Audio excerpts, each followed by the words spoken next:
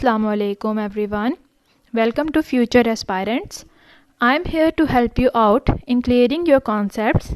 So today is my first video and we are going to discuss about the layers of atmosphere that is given in the subject of chemistry for class 10th. So let us start the lecture for today. So we are going to discuss about the layers of atmosphere for class 10th. As you can see over here, there are different layers of atmosphere. So basically when we talk about these layers, हमारी अर्थ के atmosphere के इर्द गिर्द हमारी अर्थ के atmosphere में 4 different layers हैं. That is starting from the first one, हम अर्थ की सरफेस से स्टार्ट करें. First is troposphere. After troposphere next one is stratosphere, then mesosphere, then thermosphere. Thermosphere के बाद एक और लेयर है जिसे हम एक्सोस्फेयर का नाम देते हैं.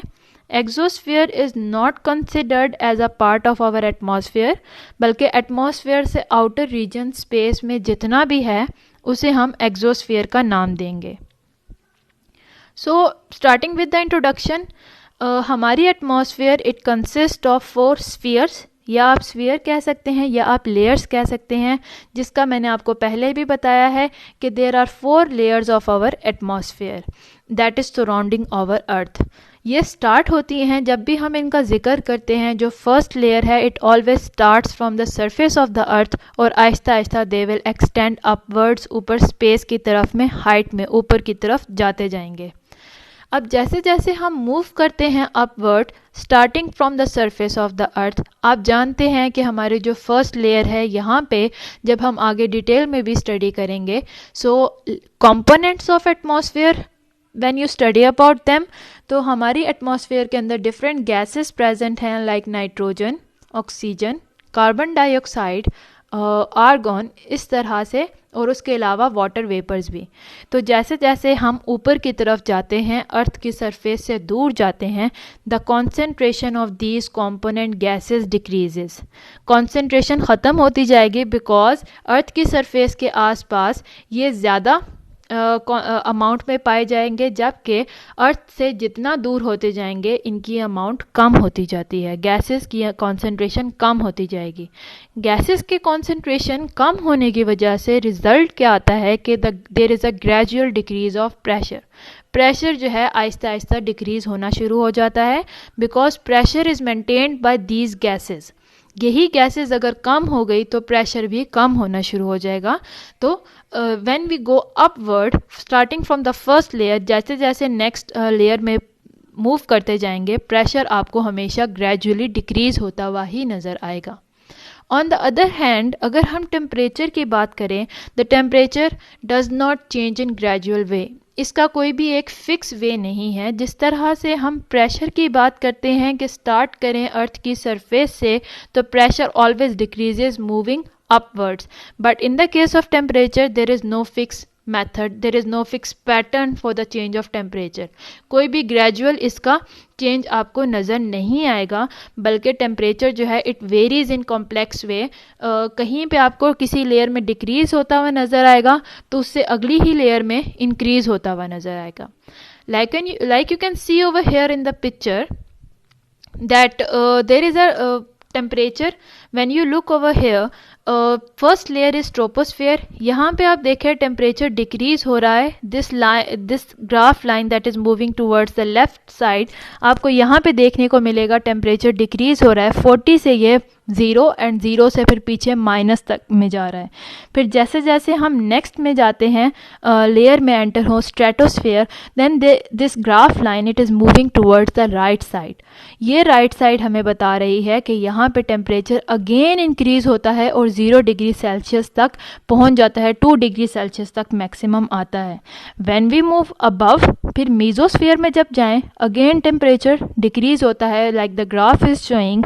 जैसे जैसे ऊपर की तरफ जा रहे हैं मीजोस्फेयर से टेम्परेचर डिक्रीज होता जाता है until we reach thermosphere. And after thermosphere आप जितना भी हाइट की तरफ जाएंगे उतना ही टेम्परेचर इंक्रीज होता जाएगा.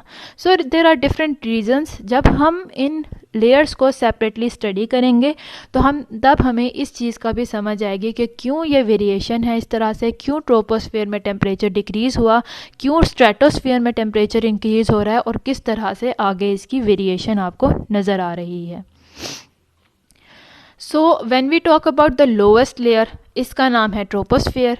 इट स्टार्ट्स फ्रॉम 0 किलोमीटर, हम सरफेस ऑफ अर्थ से स्टार्ट करें 0 किलोमीटर से स्टार्ट होके 12 किलोमीटर तक ये इसकी रेंज है, मींस 0 to 12, और यहाँ पे टेम्परेचर डिक्रीज़ होता जाता है और 17 डिग्री सेल्सियस से डिक्रीज़ होते हुए माइनस में आते हुए -58 डिग्री सेल्सियस तक चला जाता है।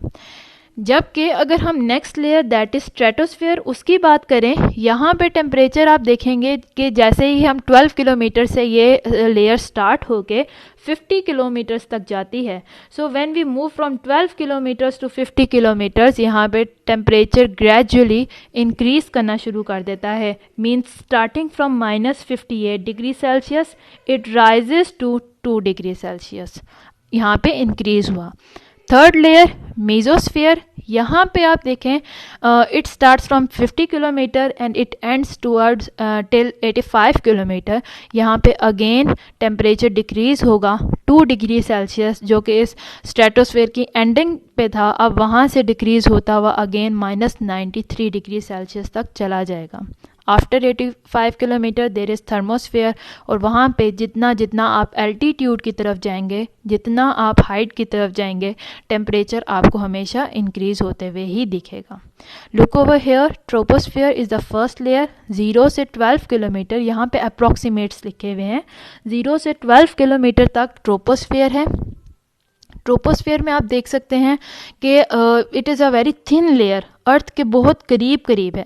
ट्रोपोस्फेयर मैंने आपको बताया यहाँ पे टेम्परेचर डिक्रीज़ होगा। देन आप जाएं स्ट्रेटोस्फेयर में, स्ट्रेटोस्फेयर के में यहाँ पे टेम्परेचर इंक्रीज़ होता है, मेसोस्फेयर में अगेन डिक्रीज़ होता है, फिर थर्मोस्फेयर में अगेन इंक्रीज़ होता है। सो फर्स्ट ऑफ ऑल अब हम इन लेयर्स को सेपरेटली स्टडी करते हैं, इनके बारे में समझने की कोशिश करते हैं। First of all when we talk about troposphere, troposphere earth के सरफेस से सबसे क्लोजेस्ट लेयर है। यहाँ पे maximum amount of gases present हैं। गैसेस की वजह से यहाँ पे कंसंट्रेशन गैसेस की ज़्यादा होने की वजह से प्रेशर भी यहाँ पे काफ़ी प्रेजेंट होता है। मेजर कॉन्स्टिट्यूएंट्स क्या है यहाँ पे एटमॉस्फेयर के इस लेयर में? Nitrogen and oxygen. नाइट्रोजन आप जानते हैं अप टू 78% इज़ नाइट्रोजन, जबकि ऑक्सीजन की बात करें 21 से 22% जो है ऑक्सीजन की gas out of all the gases ये दोनों प्रेजेंट होती हैं।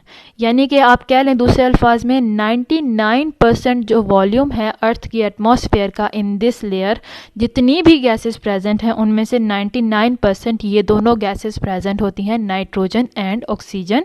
और बाकी की जो गैसेस हैं लाइक कार्बन डाइऑक्साइड है, आर्गन है, वाटर वेपर्स हैं, वो बहुत कम अमाउंट में होते हैं present, means with in this 1%। ये जो कॉन्सेंट्रेशन है वाटर वेपर्स की, कार्बन डाइऑक्साइड की, अब 99% आउट ऑफ 100 तो नाइट्रोजन एंड ऑक्सीजन प्रेजेंट हैं, तो बाकी कितने परसेंट आपके पास रह गए? ओनली 1%। उसके अंदर ही वाटर वेपर्स भी प्रेजेंट हैं, उसके अंदर ही कार्बन डाइऑक्साइड भी प्रेजेंट हैं। So when we compare their concentration with nitrogen and oxygen, तो हम यही कहेंगे कि इनकी कॉन्सेंट्रेशन नेग्लिजिबल है, ना होने के बराबर है। पर यहाँ पे ऑल्दो ये नेग्लिजिबल अमाउंट में है, बहुत कम है, but they play a significant role in maintaining the temperature of our earth. यानी कि हमारी अर्थ के नज़दीक जितनी लेयर है, हमने कहा ये हीटेड अप है, और जब हम ऊपर की तरफ ट्रैवल करते हैं टेम्परेचर कम होता है, -58 पे जाता है। तो अर्थ के नज़दीक क्यों टेम्परेचर ज़्यादा है? क्या रीज़न है इसकी? रीज़न है the presence of these gases, इनमें से स्पेशली वाटर वेपर्स और कार्बन डाइऑक्साइड गैस का मौजूद होना। क्यों? क्योंकि ये ग्रीन हाउस गैसेस भी कहलाती हैं, specially carbon dioxide gas. Green house gas क्या है कि ये अर्थ की तरफ जितनी भी सन रेज आती हैं उनको अपने अंदर आने देते हैं, यानी कि एटमॉस्फेयर में एंटर होने देती है कार्बन डाइऑक्साइड। वो सन रेज जब अर्थ की सरफेस से टकराती हैं और टकराने के बाद रिफ्लेक्ट होती हैं तो उनकी वेवलेंथ चेंज हो जाती है। जो पहले रेज थी अब वो कन्वर्ट हो गई हैं इंफ्रारेड रेडिएशंस में। कार्बन डाइऑक्साइड और वाटर वेपर्स क्या करते हैं, they allow the white light to pass. जो नॉर्मल रेडिएशंस आ रही हैं वाइट लाइट की सूरत में, उनको पास होने देते हैं, but they absorb the infrared radiation. Infrared radiation can be a source of heat, इनके अंदर हीट एनर्जी प्रेजेंट है। So this carbon dioxide and water vapors when they absorb this infrared radiation, इसका मतलब इन्होंने हीट को अपने अंदर trap कर लिया है। और इस हीट की वजह से, जो कि कार्बन डाइऑक्साइड और वाटर वेपर्स के वजह से ट्रैप हुई है, अर्थ के आसपास टेम्परेचर इतना मेंटेन रहता है, यानी हाई रहता है, कि जिसमें लिविंग ऑर्गेनिजम्स सर्वाइव कर सकें। So we can say that these gases they warm up the atmosphere that is present around us. And जब हम ऊपर की तरफ मूव करते हैं, ट्रोपोस्फियर से ऊपर की तरफ जा रहे हैं, the concentration of these gases they go on decreases, यानी वाटर वेपर्स में कमी आ रही है, कार्बन डाइऑक्साइड के कॉन्सेंट्रेशन में कमी है, नाइट्रोजन, ऑक्सीजन, हर गैस जो है कम होती जाएगी।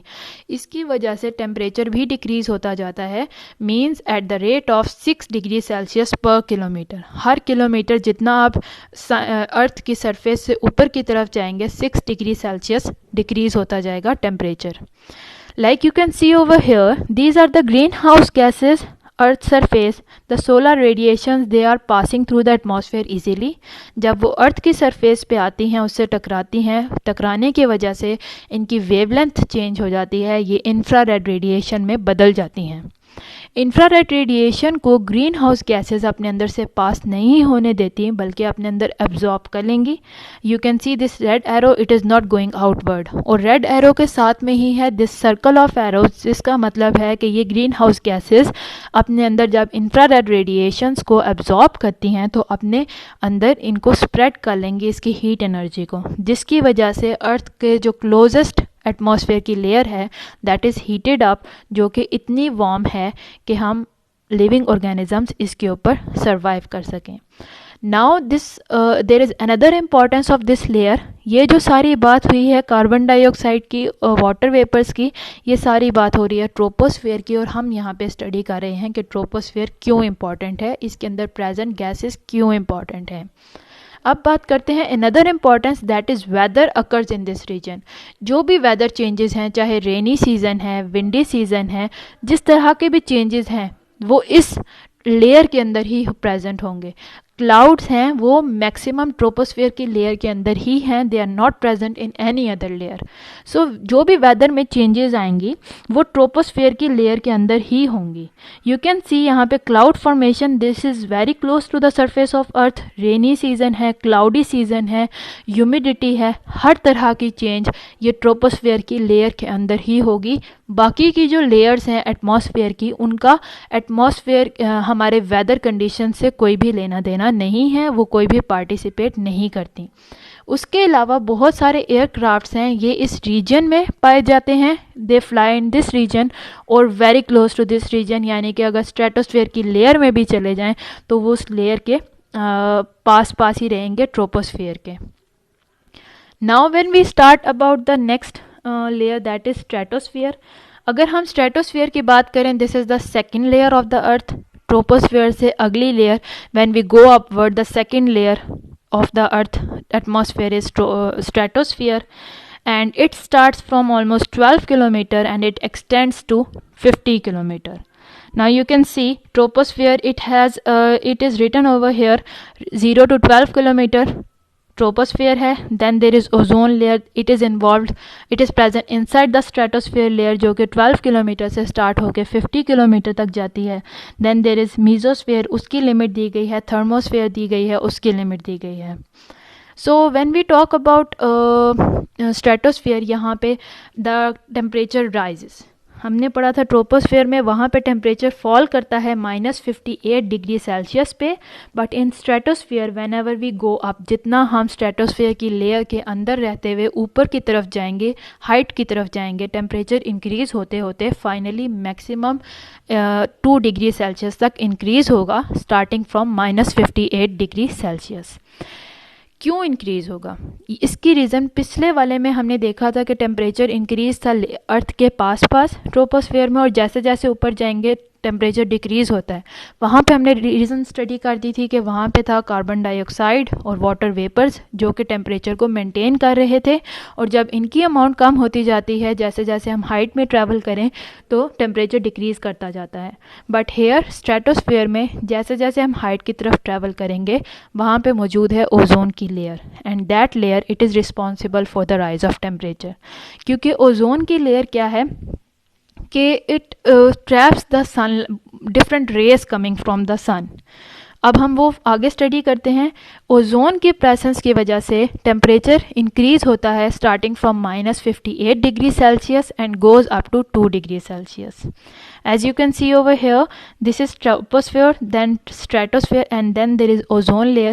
Ozone layer सूरज की तरफ से आने वाली अल्ट्रावायलेट रेडिएशंस को अपने अंदर ट्रैप करता है, उनको अर्थ की एटमॉस्फेयर के अंदर एंटर नहीं होने देती। ओजोन लेयर इस हिसाब से बहुत ज़्यादा इंपॉर्टेंट है because these ultraviolet radiations they are very harmful for our survival. So ये ओजोन लेयर हमें इन हार्मफुल रेडिएशन से प्रिवेंट करती है, प्रोटेक्ट करती है by not allowing them to pass. बाकी की रेडिएशंस आती रहेंगी, वाइट लाइट एंटर होती रहेगी, बस ultra violet radiations ozone layer को क्रॉस नहीं कर पाती हैं। ओजोन जो कि अपर लेयर में है it will absorb the ultra violet rays and breaks down. यहाँ पे ओजोन जो है वो भी ब्रेक डाउन होती रहती है और बनती रहती है। ओजोन होती क्या है? As you can see it consist of 3 atoms of oxygen. जब ultraviolet radiations, as you can see from here pink arrow, ultraviolet radiations आती हैं ओजोन के मॉलिक्यूल से टकराती हैं तो ओजोन का मॉलिक्यूल 2 डिफरेंट मॉलिक्यूल्स में ब्रेक डाउन हो जाता है। One side you can C oxygen atom and second side you can C oxygen का मॉलिक्यूल O2। ये ऑक्सीजन जो सिंगल है that is O means oxygen का सिंगल एटम। ये ऑक्सीजन का सिंगल एटम अगेन जब अल्ट्रावायलेट रेडिएशंस आती हैं दोबारा किसी और ओजोन मॉलिक्यूल से टकराती हैं तो वो ओजोन मॉलिक्यूल भी ब्रेक डाउन हो जाएंगे इनटू ऑक्सीजन मॉलिक्यूल्स, और ये ऑक्सीजन एटम्स जो सिंगल हैं ये एक दूसरे के साथ मिलके ऑक्सीजन का मॉलिक्यूल बना लेते हैं। ऑक्सीजन एटम और ऑक्सीजन मॉलिक्यूल में डिफरेंस क्या है? ऑक्सीजन एटम में सिंगल एटम, अकेला एक एटम है ऑक्सीजन का, जबकि ऑक्सीजन मॉलिक्यूल में 2 atoms of oxygen are there.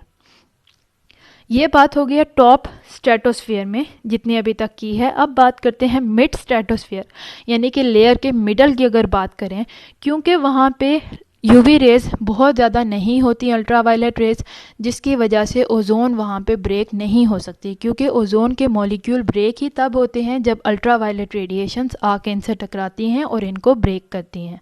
अब अल्ट्रावायलेट रेडिएशंस नहीं हैं तो इसका मतलब ओजोन ब्रेक नहीं होगी, एंड ब्रेक नहीं हो रही तो ये एक नेचुरल प्रोसेस के थ्रू दोबारा से ओजोन में जितने ऑक्सीजन के मॉलिक्यूल्स बने थे, ऑक्सीजन के एटम्स बने थे, दोबारा कंबाइन होंगे और ओजोन मॉलिक्यूल में कन्वर्ट हो जाते हैं थ्रू एन एक्सोथर्मिक प्रोसेस, यानी कि ऑक्सीजन को एनर्जी को रिलीज करके। You can see from here there is a difference given between oxygen molecule and ozone molecule. Oxygen molecule consist of 2 atoms of oxygen, जबकि ozone molecule के अंदर 3 atoms of oxygen are present. So जब इनको energy मिलती है, energy को gain करके ये क्या करते हैं, ऑक्सीजन के 2 एटम्स और एक थर्ड एटम यानी ऑक्सीजन का मॉलिक्यूल और एक ऑक्सीजन का एटम मिलके ओजोन मॉलिक्यूल्स में कन्वर्ट हो जाते हैं। तो इस तरह से फॉर्मेशन होती है ओजोन की, और जब ये ओजोन का मॉलिक्यूल बनता है it travels to the upper layer of stratosphere और वहाँ पे ओजोन की लेयर दोबारा बनाने में काम आते हैं। So this is an overview कि सन की वजह से in the step 1 you can see sun की वजह से ऑक्सीजन का मॉलिक्यूल ब्रेक होके सिंगल ऑक्सीजन के एटम में कन्वर्ट होगा, और उसकी वजह से वो जाके ओजोन मॉलिक्यूल के ओजोन मॉलिक्यूल को साथ जब टकराएगा तो उनको भी सिंगल एटम्स और ऑक्सीजन के मॉलिक्यूल्स में कन्वर्ट करना शुरू कर देगा। और इसी तरह जब सन की लेयर्स प्रेजेंट नहीं हैं ये दोबारा से आपस में कंबाइन करना शुरू कर देंगे। सो this is a cycle that is going on. एक तरफ ओजोन के मॉलिक्यूल्स बन रहे हैं, दूसरी तरफ ओजोन के मॉलिक्यूल्स टूटते हुए दिखाई दे रहे हैं। So when we come to the lower layer of stratosphere, क्योंकि यहाँ पे अल्ट्रावायलेट रेडिएशंस बहुत लो हैं, यहाँ पे मोनो एटॉमिक ऑक्सीजन यानी ऑक्सीजन का सिंगल जो एटम है वो नज़र नहीं आता, दैट इज़ वाई यहाँ पे ऑक्सीजन बन ही नहीं सकती। टॉप मोस्ट लेयर में ओजोन मॉलिक्यूल ब्रेक डाउन हो रहे थे, मिडल लेयर में ओजोन के मॉलिक्यूल दोबारा बन रहे थे, जबकि जो लोअर लेयर है स्ट्रेटोस्फेयर की वहाँ पे ना ब्रेक डाउन होती है because of absence of ultraviolet rays, और ना ही वहाँ पे फॉर्मेशन होती है because of absence of mono atomic oxygen. So यहाँ पे लोअर लेयर में कोई भी ओजोन से रिलेटेड एक्टिविटी नहीं हो रही होती। So this was the reason कि जिस तरह हम स्ट्रेटोस्फेयर में ऊपर की तरफ जाते हैं टेम्परेचर जो है इंक्रीज़ करता है, बिकॉज वहाँ पे अल्ट्रावायलेट रेडिएशंस काफ़ी ज़्यादा हैं जो कि नीचे की तरफ नहीं आ सकती, इसीलिए लोअर लेयर ऑफ स्ट्रेटोस्फेयर में टेम्परेचर रहता है लो, और हायर लेवल में हायर लेयर्स ऑफ स्ट्रेटोस्फेयर में टेम्परेचर रहता है high because of presence of ultraviolet radiations. So ये था मेरा आज का lecture about the different layers of stratosphere from the standard of class 10th। तो उम्मीद है यहाँ तक ये लेक्चर आपको समझ आया हो। You can comment me, you can give me suggestions and you can ask me questions through the comment section. Allah हाफिज़।